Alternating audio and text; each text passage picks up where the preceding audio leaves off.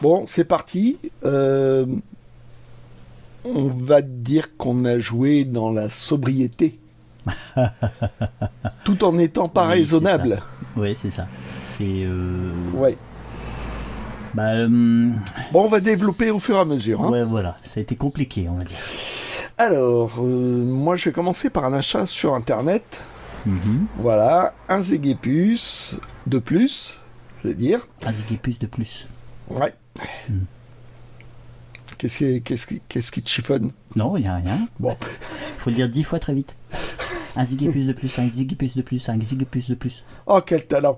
Bon, alors on va enchaîner, hein. Ouais, vas-y, vas-y. Donc voilà, donc Donc, chez Hachette. ça commence, ouais, c'est plutôt dans les derniers. Mhm. C'est marrant parce que c'est vrai que quand tu réfléchis, ça ressemble beaucoup à la maquette aussi des bicots que j'avais montré la dernière fois. C'est normal C'est parce normal, que c'est c'est Hachette. Mais toi, c'est de. Ils avaient la même. Ils avaient un petit peu la même maquette. Ils avaient la C'est-à-dire même que- maquette. Ouais. Alors là, ce qui est particulier, c'est que en fait, il fait rencontrer des personnages là-dedans. Donc Zigepus, en fait, rencontre le personnage de Monsieur Poche qu'il avait développé. Ah, oui. C'est l'ancêtre d'Achille Talon. Ouais. Donc toujours aussi imbu de lui-même.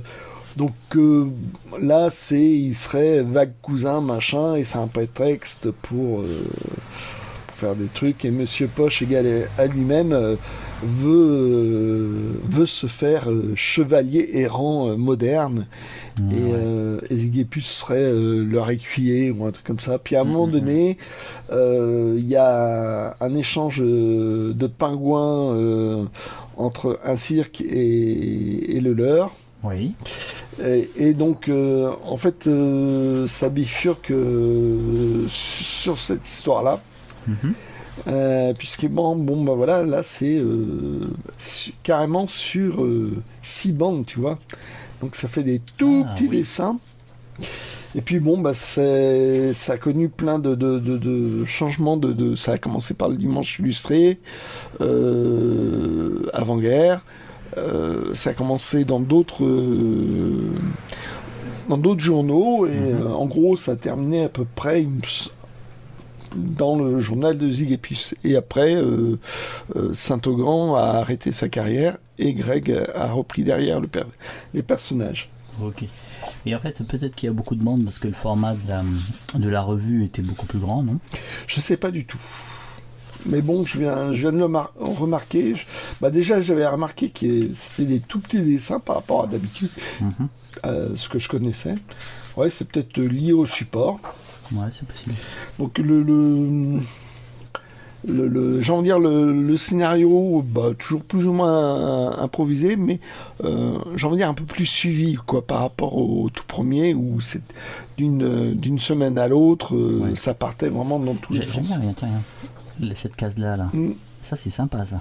Sauf que j'ai envie C'est de à dire que tu l'envers. la lis comme ça quoi. Ouais. Donc par rapport au sens de lecture, il avait peut-être moins de sens de lecture par rapport à, enfin, Oui, oui, oui. Oui, c'est par vrai que rapport c'est- à RG quoi. Mm. Il avait une façon d'agencer ça qui était particulier. Donc voilà, donc ben, j'ai envie de dire pour être aussi bassement matérialiste, je l'ai eu pour un album de l'époque, même pas pour le prix d'une réédition. D'accord, bah ouais, donc. Effectivement. Donc bah, ça valait super le coup. Donc on va revenir Sur les vides-greniers, sur les vides-greniers. il y en avait 3. Il n'y avait pas que 3 vides-greniers. Il y avait aussi la pluie. C'est ça. Donc ça a été compliqué. En fait, c'est quand on est parti. Oh, il y a quelques gouttes. Quand on était à mi-chemin, Ah, il pleuvait. c'était de la brune, de la grosse brune, Ouais, voilà, avec des c'était- grosses gouttes. Non, donc. Et On a obligé- Donc on appliquait un peu un plan B parce qu'il y avait un vide-grenier qu'on voulait faire en seconde Deux. position, en 2, qui se trouvait dans une salle, donc on y a été.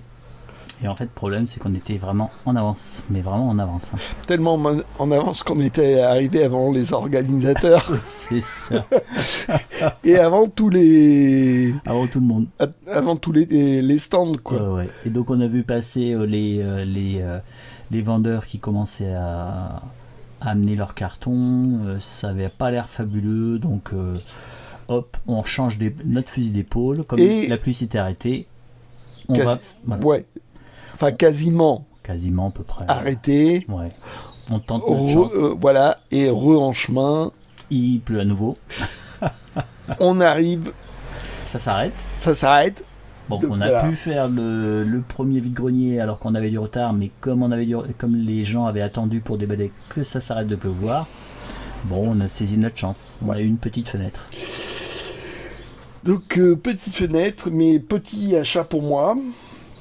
Bah, le seul. Ça va être mon seul achat. Donc, la semaine dernière, tu m'avais très gracieusement laissé un bouquin qui s'appelait... C'est le savant russe.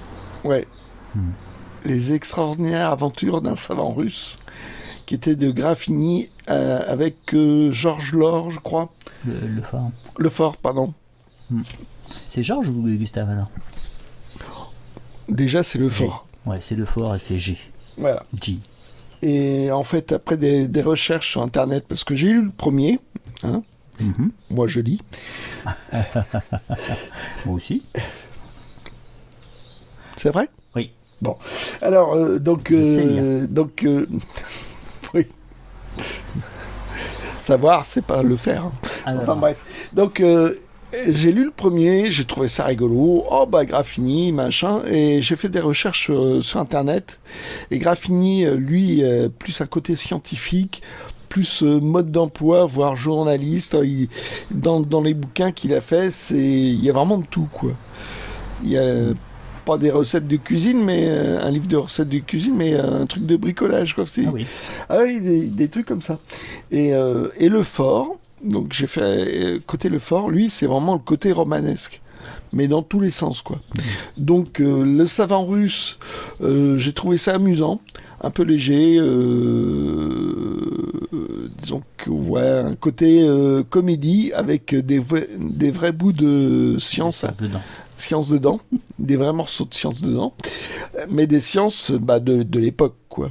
Donc on savait rien de Mars, on avait des photos pas très bonnes de la Lune, et donc on faisait des suppositions. Ah bah là, avec telle tâche, on pourrait croire qu'il y a une forêt. Donc ils pensent qu'il va y avoir des êtres vivants, donc il y a des sélénites dans ces histoires de savants russes là. Enfin, il y a tout, il y a un méchant, il y a un belâtre qui est amoureux de la fille du scientifique. Enfin, voilà. Donc j'ai trouvé ça amusant. Et puis, toi, tu me montres ça. Parce que moi, j'avais vraiment de la merde dans les yeux ce matin. C'est toi qui voyais tous les trucs. Hein. Ouais.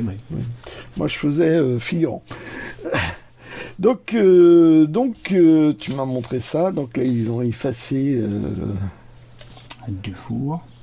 Voilà, ils ont effacé le nom. Le nom de l'ancien propriétaire. Ouais, il y a dû y en avoir plusieurs. Hein. Voilà. Bon, là, c'est recollé, là. Ça va renforcer. Et donc, voilà ce que c'est. C'est Récit d'un aéronaute. Histoire de l'aérostation. Fantaisie aérostatique. Et c'est de Graffini. Encore. Et apparemment, oui, effectivement, il a dû faire plusieurs voyages en ballon. En ballon. Voilà, c'est même plutôt indirigeable d'ailleurs. Il fait des essais et en fait c'est un mélange, quoi. T'as à la fois l'histoire de l'aérostation. Après, il y a... j'ai regardé vite fait, par contre, là, il y a nettement moins de gravures que l'autre. Oui, vu la qualité du papier, je pense que c'est dans l'entre-guerres, ça. De la grave, c'est plutôt géré entre les deux guerres mondiales. J'ai pas trouvé de date. Mais bon, Non, ça déjà, faudra c'est marqué chercher. 10e édition. Parce que, 10e édition pour un truc comme ça. Ah, c'est du succès. Ouais. Et donc, bon, il y a l'histoire de Ballon. Il y a mes ascensions, donc un peu son vécu. Alors, il y a quelques illustrations sympas. Des documents curieux. Alors, t'as fois une partie documentaire. Alors ça, j'aime bien. Martyrologe aérostatique. Ah, c'est tous ceux Donc qui sont morts. toutes les personnes qui sont morts au moment de leur voyage en ballon. Ah, Donc voilà, tu as des documents, tu as ses propres expériences. tu sais qu'il y a eu un duel en ballon? Non. C'est au fin 19e, en fait, c'était un peu la mode des duels, en fait, et ils en faisaient souvent pour tous les prétextes. Ouais. Et il y a deux personnes qui, c'était vraiment ballon plus fusil. Oh, la vache. Et donc, en fait, ils sont chacun montés dans un ballon, ils avaient chacun un fusil, et en fait, il y en a un qui a touché le ballon de l'autre, et en fait, l'autre s'est écrasé. Le duel était terminé. Ah, d'accord. Alors, je sais pas si cette histoire est dedans, mais apparemment, il y a plusieurs histoires dont il est... Et ce qui est Il rigolo, parle. c'est que cette histoire de duel, ça a resservi dans un film qui s'appelle La folle course autour du monde. Un film un petit peu choral, on va dire. Et le personnage français, c'est Jean-Pierre Cassel qui le joue, défie bien sûr le personnage allemand. Et en fait, c'est un duel Tromblon plus Montgolfière. Et c'est le français qui est méchant, évidemment. Non, le français, il n'arrête pas de séduire toutes les femmes qui passent, et c'est pour ça qu'il perd la course. Et en fait, c'est plutôt un Prussien même. Le Prussien est très prussien, quoi. Ouais. Prussien caricatural. Version caricature, ouais. Ouais, c'est ça. Donc c'est Ah, un hélicoptère, ça. hélicoptère, très joli. Et donc voilà, après, dedans, tu dois avoir quelques histoires, je sais pas ce que c'est exactement. Faut Enfin, voir. ça fait vraiment un mix, quoi. Oui. T'as vraiment une partie historique. Bon, bah c'est bien, c'est une curiosité. Son vécu et quelques histoires, quoi. Donc ça fait un truc, un mélange assez curieux. Ouais, sympathique. Et voilà, et c'est tout pour moi. Donc maintenant c'est ton tour. Ok, d'accord. Hop. Allez, Tu veux une enchaîne. pause Non, non, je suis pas à la bonne place. T'as fait une pause? Pas de-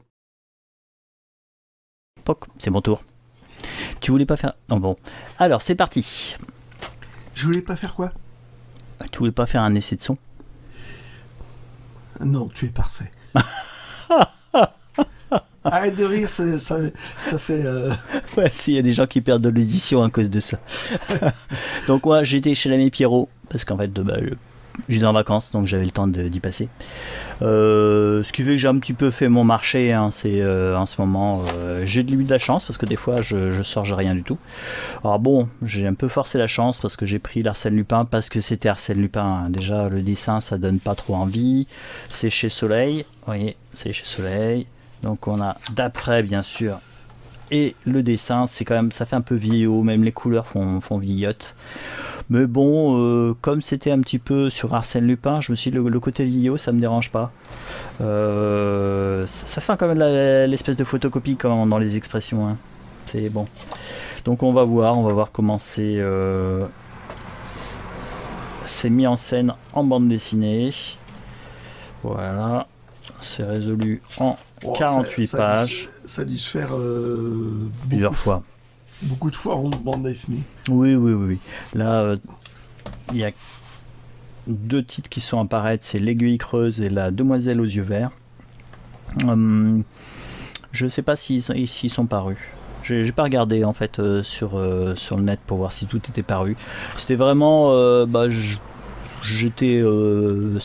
voulais trouver quelque chose. C'est un de plus. C'est ça, un de plus. Alors c'est une série, j'en entends parler depuis j'en ai entendu parler plusieurs fois. Donc j'ai trouvé la saison 10, je me suis dit, bon, c'est l'occasion, c'est sous blister, comme dirait... Non, tu réagis même pas. Sous blister. Ah, merci, voilà. Je l'attendais. Et hop là, ça c'est fait. Et donc la saison 10, c'était 1€. Je hais les blisters. Donc Ouais. ça marche à côté. Ok. Plus toute une série de CD. Alors c'est pas des séries tellement de geeks, sauf celui-ci. En fait, si vous le voyez bien, voilà, c'est la musique du film Labyrinthe, donc avec Bowie. Et là, c'est le compositeur, c'est Trevor Jones, qui a fait des très bonnes musiques. Là, je sais pas s'il y a des chansons de... Je pensais que tu l'avais. Je sais plus, j'ai un doute maintenant. Alors, Mais- il y en a une partie, c'est des chansons de Bowie. Oui, Et bon, la partie Trevor Jones. ouais. Plus une illustration qui est assez chouette. Hop, si vous la voyez. L'affiche du film. Oui, c'est ça. Bon, là, c'est un film, c'est un CD assez ancien, donc vous voyez, c'est encore les présentations un petit peu argentées. POC. Bon, le livre est tout simple, hein. Oui. Voilà. Donc, ça, c'est cool. C'est comme on répète souvent, les BO, c'est des petits tirages, donc faut pas Voilà. les rater. Faut pas les rater. Ça vaut le coup de les prendre. Voilà, donc j'ai pris ça. Alors, ça, c'est que du classique, hein. Si vous n'aimez pas le classique, je pense que vous pouvez sauter Passez de votre 5 minutes. chemin. Passez votre chemin. Donc, ça, c'est le quatuor Talich. C'est pas des manchots, c'est tout quatuor à cordes, hein. Donc un quatuor à cordes, je vous rappelle. Il y a 2 violonistes, un alto, un violoncelle. Et là, vous avez même... Ah, il y a même une contrebasse. Donc c'est un quintet pour certains. Je pense que ça doit être dans les... voilà, c'est dans la petite musique de nuit. Vous avez un quintet. Donc voilà, quatuor à cordes, tout simplement. De Mozart. Donc c'est des Köchel. Köchel 137... 138. Köchel, c'est la personne qui a fait la liste de ses œuvres. Ah. Köchel. À chaque fois, en fait, c'est des lettres différentes. Tu as BWV, c'est pour Bach. K, c'est pour Mozart. C'est bon, c'est un petit détail. Donc ça, ce sont 2 disques. Alors, vous voyez le logo. Est-ce que vous le voyez? Je vais essayer de regarder. Voilà. Ça s'appelle Saison russe. Simplement, c'est la maison d'édition, c'est Les Chants du Monde. Une maison d'édition assez ancienne, elle a été créée en 1938. Elle était spécialisée en fait dans tout ce qui était musique du monde, musique traditionnelle. Et au début des années 90, ils ont créé 2 collections, c'est Saison russe et Praga, qui étaient plus orientées sur les musiques et les enregistrements de l'Est. Donc c'était pour... parce que c'était... Bon, je vous rappelle, hein, à partir de 91, le mur, il n'y en a plus. Et donc, en fait, c'était beaucoup plus facile de faire des enregistrements. Et donc, à cette occasion, Maison du Monde, enfin Chant du Monde, s'était associé avec Harmonia Mundi en tant que distributeur. Donc, tous leurs disques, on les trouvait dans tous les magasins Harmonia Mundi. Et dans les années 90, Harmonia Mundi avait beaucoup de magasins. Ils en avaient beaucoup, mais pas que dans les grandes villes. D'accord. Ils en avaient aussi dans des villes intermédiaires. Ils avaient vraiment développé leur réseau de magasins. Alors Harmonia Mundi, ils sont comme très spécialisés sur la musique classique, mais ils ont aussi des labels de blues, de musique traditionnelle, et donc ils distribuaient Chants du Monde. C'est à cette occasion en fait que j'avais acheté mes premiers disques Saison russe. Là, je connais pas du tout. Bon, ça c'est l'Office des Vêpres, hein, c'est marqué dessus. L'Office des Vêpres de l'école, de l'église russe, donc c'est des chants orthodoxes. Là, Scanti, je connais pas du tout ce compositeur. Et bien sûr, en fait, là, c'est des chefs d'orchestre et des chœurs et des orchestres russes. Alors là, tu me parles d'un domaine que je connais extrêmement mal, voire pas du tout. Oh, ok. Au moins, ça nous permet de parler de ça ici. Parce que Ok. ça aurait été que moi, il n'y en aurait jamais. D'accord. C'est dommage. Là, on Bon. retrouve, en fait, je pense que c'était le même propriétaire. Là, c'est un disque, en fait, Harmonia Mundi, France. Et celui-ci, en fait, c'est... alors, je prononce Philippe Erébeg, avec la Chapelle Royale et le Collégium Vocal et l'Orchestre des Champs-Élysées. C'est un très grand orchestre, c'est un très grand chef d'orchestre. Alors ce qui est étonnant, c'est pour ça que je l'ai un peu pris, parce qu'en général c'est plutôt du Bach, il est plutôt baroque, et là c'est du Mozart. Alors, pendant des années, à chaque fois je me disais, souvent les étés il jouait à Saintes, parce qu'en fait c'est trop petit là, en fait c'est la Chapelle Royale et l'Orchestre des Champs-Élysées est subventionné par le ministère de la Culture et la région Poitou-Charentes. Simplement parce qu'en fait je crois qu'il devait être en résidence à Saintes, en Charente, les étés. Et souvent, à cette époque-là, il y avait un grand festival de musique baroque. Et plusieurs années de suite, quand j'habitais à 60 km, c'était pas très loin, que j'aurais bien été y faire un petit tour pour écouter quelques concerts. Et en fait, je l'ai jamais fait parce que souvent je travaillais l'été, tout simplement. Et que t'es une feignasse. Et que je suis une feignasse, c'est que voilà. Et donc, ça y est, je l'ai sorti ma connerie. Ça s'est fait ça. Donc Philippe Herweg pour du Mozart, pour la messe en ut mineur, par curiosité, j'aimerais bien voir ce que ça donne. Je pense qu'en fait il doit aborder Mozart en partant de la musique baroque, donc ce qui peut être très intéressant, parce que pendant très longtemps les chefs d'orchestre faisaient l'inverse, c'est-à-dire qu'ils partaient de l'époque romantique et remontaient sur Mozart, ce qui est pas la même façon de voir le compositeur. Alors... Donc je suis toujours... Sous blister Oui, c'est ça, sous blister. Sous blister Non, tu m'arraches pas mes blisters, c'est du collector. Alors ça, on n'est toujours pas au vide-grenier, vous noterez. Toujours pas au vide-grenier. Là, c'était un magasin qui... on dit le nom. Soldé. Oui, soldé. Et donc, là, vous voyez, là c'est 2 CD plus un Blu-ray. Ça, c'est un CD sous blister. On voit le logo. Leclerc, comme dirait Arioc. Spécial dédicace Arioc. Tu nous manques. Donc, 50 centimes. C'est 50 centimes. 50 centimes. Donc, en fait, c'est encore moins cher qu'un vide-grenier. Et là, vous êtes sûr, c'est du neuf. Donc, George Martin, est-ce que tu peux nous le présenter, le geek belge ? C'est le producteur des Beatles. Oui, c'est ça. Tout bêtement. Tout simplement.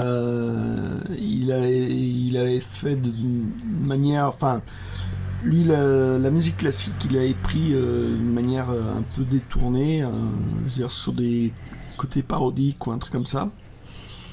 Et il a permis aux Beatles de faire des essais dans tous les sens. Tant que lui, il avait des capacités techniques, il pouvait montrer, je mettrais bien une trompette de Bach que j'ai vu hier à la télé. Hop, il avait tous les trucs. Il faisait des arrangements, les arrangements de Yesterday ou Eleanor Rigby, c'est lui qui les a fait. Donc il a fait la partie BO du dessin animé Yellow Submarine. Ouais, qui est en début là. Ah, et donc là on a après Live and Let Die qui est là.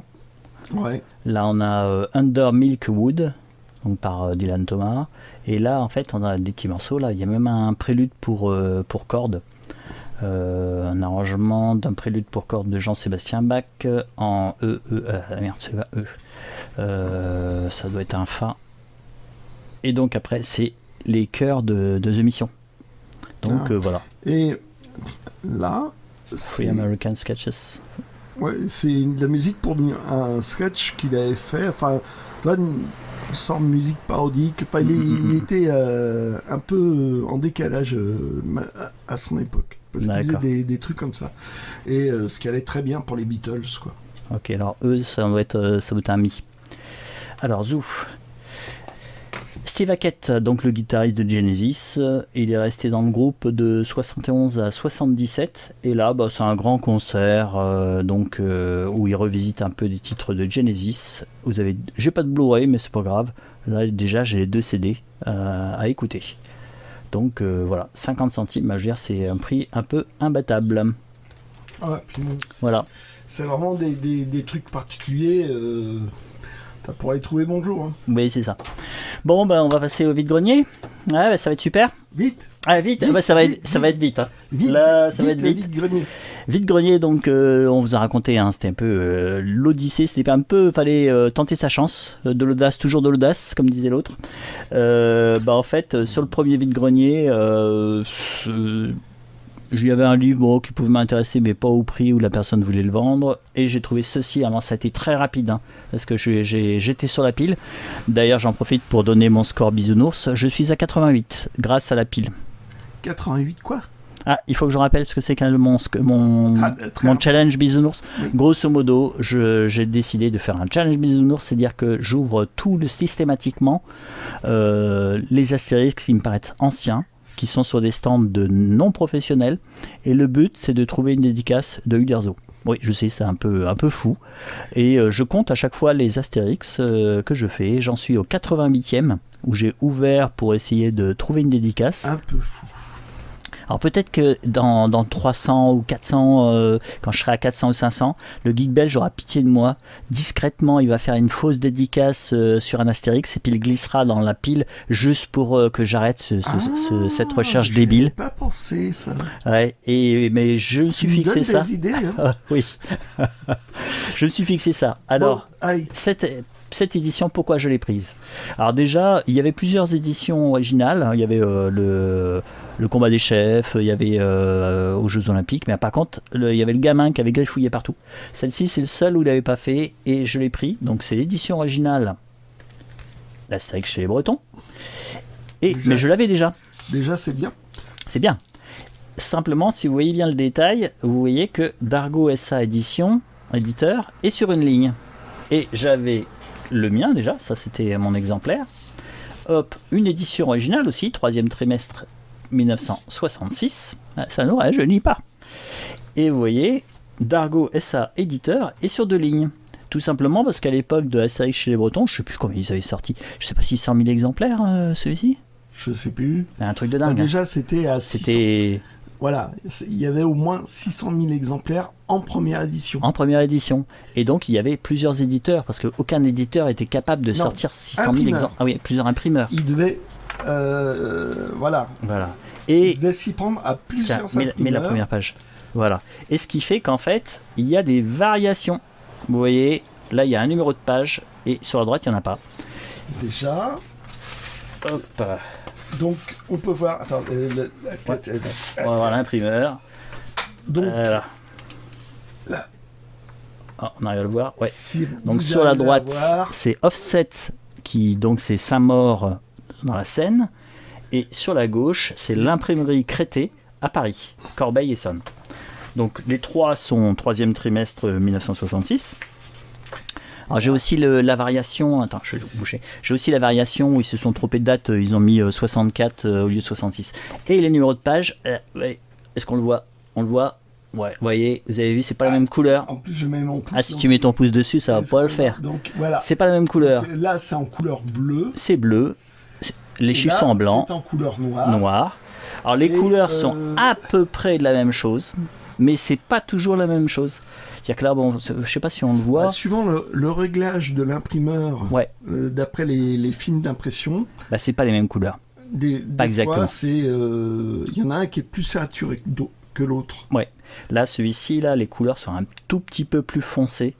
Bon, je sais pas si vous le voyez sur l'écran. Donc après, c'est des questions de goût. Hein, voilà.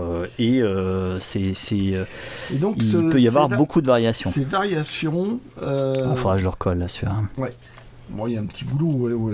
C'est pas trop méchant. Non, ça va. C'est pas méchant.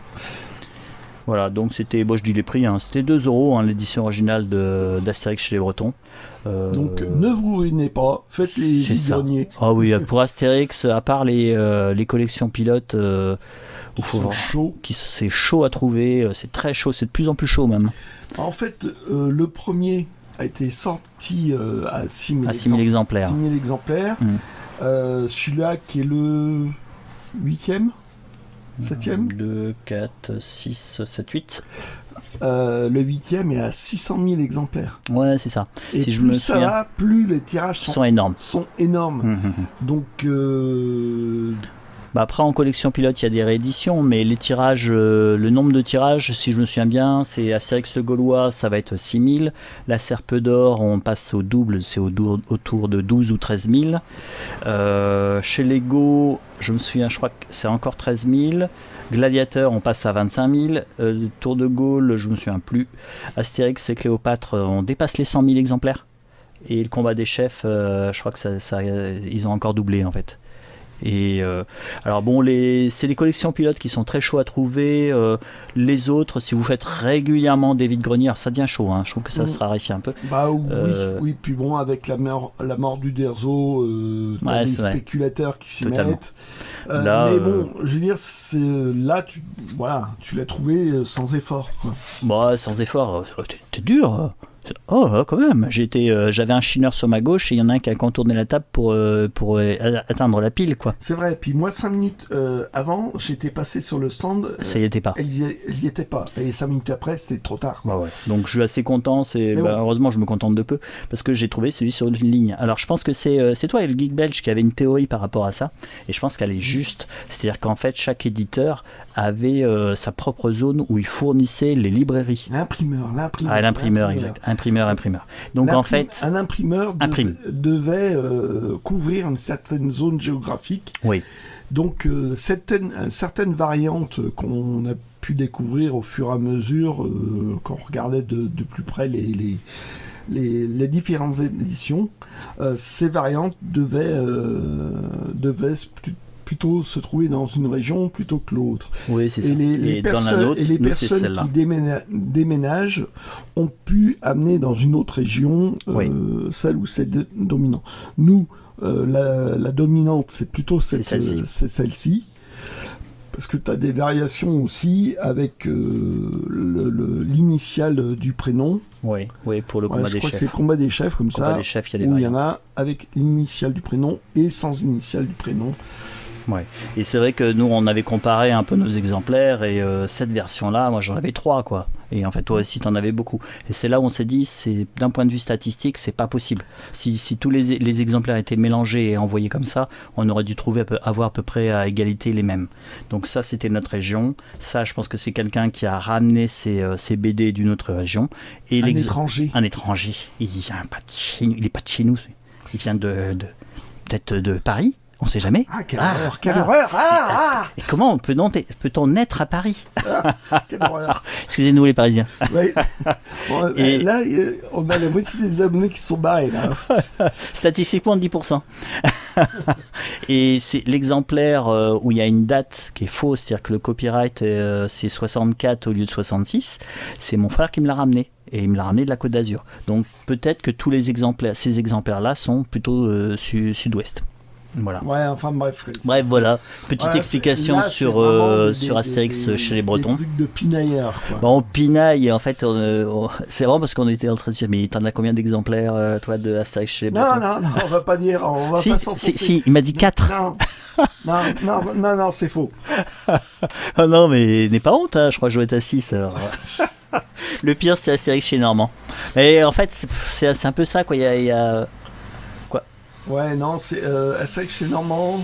Ouais, il y en a pas mal. Ah, c'est là où on a trouvé le plus d'imprimeurs différents. Oui.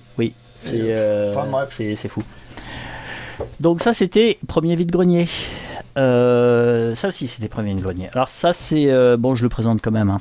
J'ai pris ça parce que avec mon frère m'avait parlé de Le Corbusier, qu'il avait 2 livres sur Le Corbusier. Il s'intéresse à beaucoup de choses, en fait, à plein de domaines différents. Donc j'avais pris ça, j'avais négocié, je me suis dit bon, le prix est très correct pour un livre d'art. Et en fait, non, ça n'intéressait pas spécialement, mais c'est pas grave, je vais jeter un coup d'œil. Puis bon, ça ira dans... Si ça me plaît pas, si ça me plaît, je le garde. Si ça me plaît pas... Vide-grenier. Alors ça, en fait, il a fait différentes peintures et des fois il signait avec son vrai nom. Soit c'était Le Corbusier, soit c'était avec son vrai nom. Et je connaissais un chineur comme ça qui en vide-grenier, il avait trouvé un tableau de Le Corbusier quand même. Ah ouais, carrément. Ouais. C'était un professionnel qui avait son magasin à Rochefort-sur-Mer. Enfin bon, donc voilà. Et vous allez me dire, là on a fait 3 vide-greniers, ça c'est mes achats du premier, qu'est-ce qu'il y avait sur le 2 et 3 ? De la merdouille. Il faut le dire honnêtement, hein, c'était de la merdouille. Sur le 2, l'avantage c'est que j'ai discuté avec une jeune femme que je connaissais, une femme que je connaissais. En tout bien, tout honneur. En tout bien, tout honneur. Mais c'était très sympa. Et donc, après, on a été, comme on avait toujours la rage de trouver, on a été sur un 3e vide-grenier. Bon, le Geek Belge a trouvé du pain, c'est très bien, comme ça, il va pas manger du pain de mie demain, c'est bien. Non, ma boulangère est en vacances. Elle a le droit. Ouais, enfin tout juste quoi. Et donc. Voilà, donc il fallait trouver du pain. J'avais besoin de pain et dans le vide-grenier, j'ai rien trouvé non plus. Hein. Ouais. Et en sortant du vide-grenier, il y avait il y avait une boulangerie. Une boulangerie, Tibara. Et là, je me suis dit, bah là, tu m'as trouvé du pain. Tibara. Ouais. Voilà, donc. Là, on a allongé la sauce. Hein. On a allongé la sauce on parce va que sinon. À 35 minutes. 35, allez, vas-y, allez, plus de 20 secondes. 18, 17, 16, on se croit au premier de l'an. Bon, on va vous laisser pour cette semaine. Allez, bon, heureusement, vendredi, c'est férié, donc on va peut-être essayer de se venger, toi. Ouais, bon, on va voir si... C'est férié, on va se venger. C'est le slogan du jour. Donc en tout cas, on vous souhaite une bonne semaine. Si vous êtes en vacances, c'est super, profitez-en. Et puis, si vous n'êtes pas en vacances, nous, cueillez les jours. On va continuer les vidéos pendant les vacances. Voilà, parce que nous, les vacances, on ne connaît pas. Non, nous, on se dédie corps et âme. Allez, on fait. Là, on a dépassé 35 minutes, c'est bon. Allez, ciao. Bon, ciao.